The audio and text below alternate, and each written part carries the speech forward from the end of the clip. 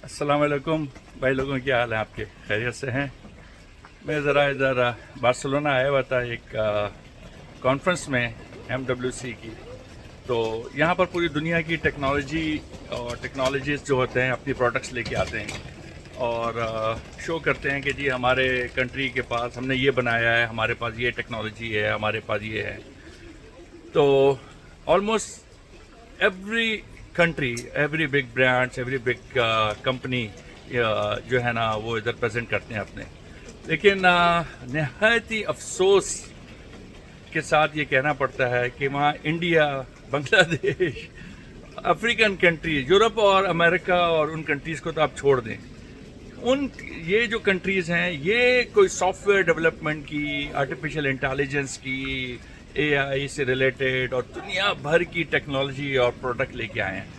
लेकिन दूर दूर तक यहाँ पाकिस्तान का नामो निशान नहीं था, दूर दूर तक नहीं। कि पाकिस्तान के पास बेचने को है क्या? चावल, दाल, चमड़ा तेल, शहद, इसके अलावा ये क्या बेच सकते हैं? यार आप यकीन करें, दुनिया इतने आगे जा चुकी है, इतने आगे जा चुकी है कि आप यकीन करें हम उसके मतलब 100 क्या 200 साल पीछे जा चुके हैं और हम मुसलसल अब पीछे ही जा रहे हैं। मतलब दुनिया का डायरेक्शन आगे की तरफ है, हमारा डायरेक्शन पीछे की तरफ है। तो ये जो हमारी एक बहुत बड़ी बदनसीबी कह सकते हैं आप, ये हमारी बदकिस्मती कह सकते हैं, जिसकी वजह से आज हम लोग यहाँ पर खड़े हुए हैं।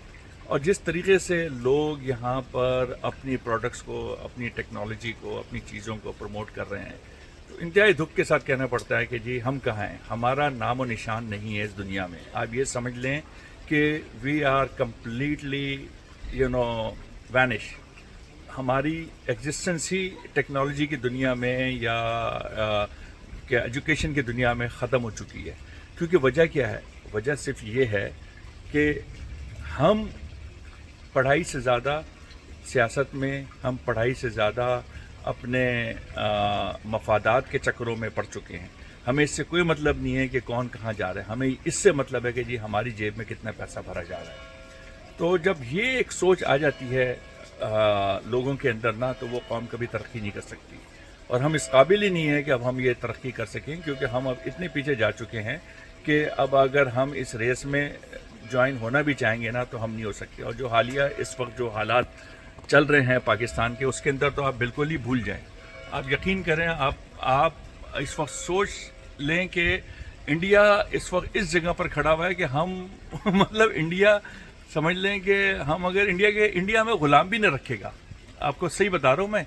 इंडिया का तो आप शुक्र अदा करेंगे जो इंडियंस हम लोगों को थोड़ा बहुत बाहर के मुल्कों में मुंह लगा लेते हैं, लेकिन इस वक्त वो इतने आगे जा चुके हैं कि हमें तो वो अपने जूता भी साफ़ करने के लिए नहीं रख सकते। आप लोगों को बुरा ज़रूर लगेगा, लेकिन हकीकत यही है। आपको यकीन नहीं आएगा, आप बाहर निकल के देखें, आपको पता चलेगा कि हकीकत यही है। हर बड़ी कंपनी का CEO इंडियंस, हर बड़ी टेक्नोलॉजी के लीड इंडियंस, हर जगह पर इंडियंस आए हुए हैं। अमेरिकन, यूरोपियंस ये हाथों हाथ ले रहे हैं। इवन आपके मुसलमान मुल्कों के अरब्स, ये भी इंडियंस को हाथों हाथ ले रहे हैं और ये भी इंडियंस के साथ मिलके जो है जॉइंट वेंचर कर रहे हैं, काम कर रहे हैं, क्योंकि उनके पास टैलेंट है, उनके पास एजुकेशन है। आप लोगों के पास क्या है? आप लोगों के पास तो देहात हैं, आप लोगों के पास तो नहरें हैं, आप लोगों के पास तो खेत हैं, आप लोगों के पास तो चावल है, बस दैट्स इट। तो ये तो आप 200 साल 2000 साल पहले भी ये इंसानों के पास मौजूद थी चीज़ें यार। क्या मतलब रोटी नहीं खाते थे क्या? खेत, नहर, पानी, चावल ये नहीं था? ये सब जगह पर था। लेकिन टेक्नोलॉजी की दुनिया में हम जो है ना वो इन दुनिया के करीब भी नहीं है। हम तो मतलब भीख मांगने वाले की भी लेवल पर नहीं है कि हम जाके किसी से कोई टेक्नोलॉजी की भीख मांगे, क्योंकि हमारा एजुकेशन सिस्टम बर्बाद, कम्प्लीटली बर्बाद। हमारे बच्चे कम्प्लीटली बर्बाद, उनको कुछ नहीं उनको पता, उनको रास्ता नहीं पता। हम लोगों के पास एक ऑप्शन है, या तो हम वहीं रह के मर जाएं या वहाँ से निकल लें।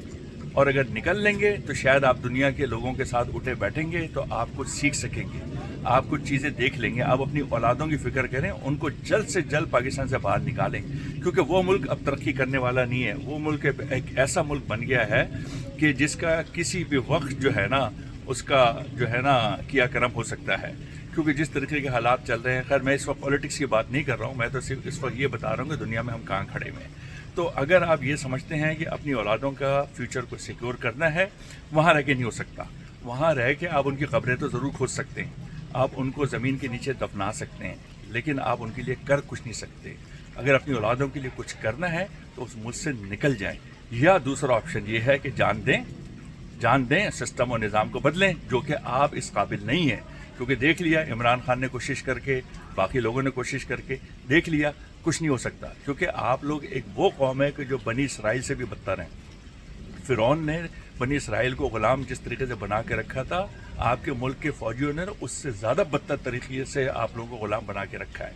آپ لوگ کی ذہنیت غلامیت کی ہے، آپ لوگ کی ذہنیت جو ہے نا 2 نمبری والی ہے، تو آپ کبھی ترقی نہیں کر سکتے.